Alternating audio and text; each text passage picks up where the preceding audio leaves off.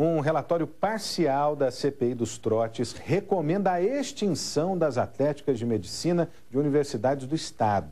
Sobre este assunto, vamos conversar ao vivo com a repórter Fernanda Marion. Boa noite, Fernanda. Quais representações são citadas nesse relatório? Boa noite, Rodrigo. Boa noite a todos. Olha, esse relatório parcial da CPI dos trotes pede o fechamento das associações atléticas de algumas faculdades de medicina de universidades aqui de São Paulo. Entre elas, a Exalc de Piracicaba, a PUC de Campinas e também a Unicamp. O documento pede ainda que as pessoas apontadas nas denúncias feitas por estudantes e professores sejam responsabilizadas. Para se ter uma ideia, Rodrigo, na última segunda-feira, durante uma sessão da CPI que aconteceu aqui em Campinas, alunos da PUC denunciaram um esquema em que ingressantes eram obrigados a financiar festas de veteranos que eram regadas a álcool, drogas e prostituição.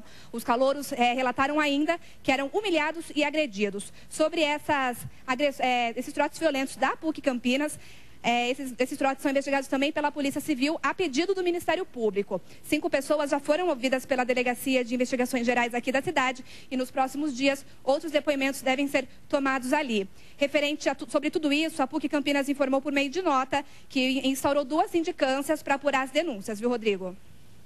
Obrigado, Fernanda Marion, falando ao vivo, relatório divulgado hoje pela CPI dos trotes. A alta do combustível trouxe muitas reclamações e o campineiro tem um motivo a mais para se queixar. É que a gasolina aqui na cidade é mais cara do que na capital paulista. A opinião dos motoristas sobre o preço da gasolina é uma só. Absurdo. Está muito elevado, não tem condições. E também não é para menos. Depois que o escândalo de corrupção na Petrobras estourou, o governo federal aumentou a carga de impostos para tentar conter o rombo na estatal. E aí, os combustíveis aumentaram. No caso da gasolina, o valor passou dos R$3.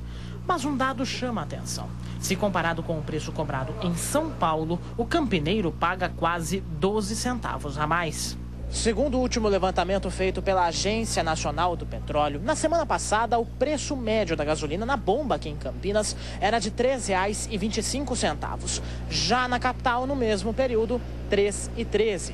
Para o Sindicato do Comércio Varejista da região, a diferença pode ser explicada porque os donos dos postos daqui pagam mais caro pelo produto. A pesquisa que a ANP fez na semana passada demonstra claramente isso aí, que os preços da região de Campinas são maiores que São Paulo e a margem é praticamente a mesma.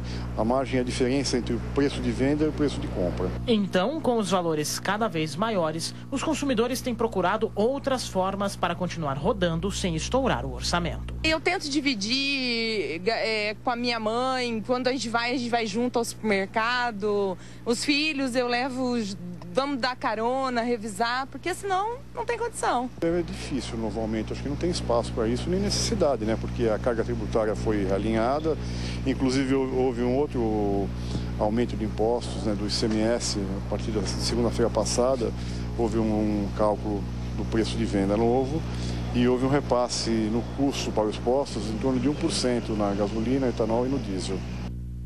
O que ninguém conseguiu explicar foi uma diferença de 100 quilômetros entre o polo produtor. Paulínia está do lado de Campinas e distante pelo menos 100 quilômetros da capital paulista. Essa conta que não fecha enquanto a gente está do ladinho que está pagando mais caro pelo combustível. E uma pesquisa feita pelo Serviço de Proteção ao Crédito apontou que 69% das famílias brasileiras não conversam sobre o orçamento da casa. Mas especialistas alertam que as questões financeiras devem sim estar presentes no ambiente familiar. Na casa de Nathaniel, aprender como controlar o dinheiro é lição que vem de família. Desde adolescente, ele sempre poupou parte do salário e cobra o mesmo dos filhos. O ponto principal é, quando for comprar alguma coisa, saber o que tem no bolso, né? O salário que ganha. Se for gastar alguma coisa a mais, consultar os pais. Larissa aprende bem os ensinamentos do pai e prefere não ter cartão de crédito para fugir da tentação de gastar demais. O cartão de crédito foi uma coisa que eu aprendi com ele, que não é uma coisa boa de se ter, porque tem que ter um controle muito alto, né? E aí ele sempre passou assim pra gente que é melhor não ter. Mas o que acontece aqui é exceção entre os brasileiros. Uma pesquisa realizada pelo Serviço de Proteção ao Crédito mostra que apenas 31% das famílias conversam abertamente sobre os gastos e receitas. e 42% nem discutem sobre o destino da renda. Esses números são extremamente preocupantes porque a gente tem uma grande massa da população que não conversa sobre dinheiro dentro de casa.